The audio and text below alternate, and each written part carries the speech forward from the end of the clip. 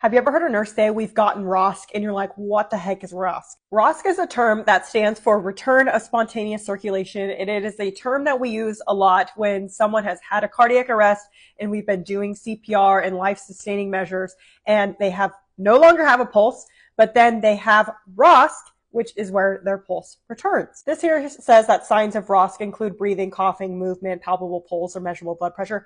I will say that we define ROSC typically in the hospital setting as return of a pulse, meaning that we can palpate a carotid pulse or a femoral pulse, or if the patient has an arterial line, we start to see a blood pressure. This means that we are no longer doing CPR and we are now just medically supporting and trying to help that patient as best as we can. Sometimes ROSC can last for a couple seconds. Sometimes ROSC can last for a long time.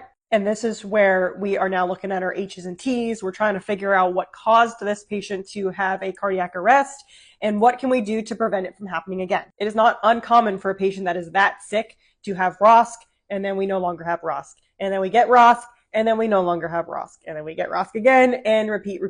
And that's ROSC. Let me know if you have any questions.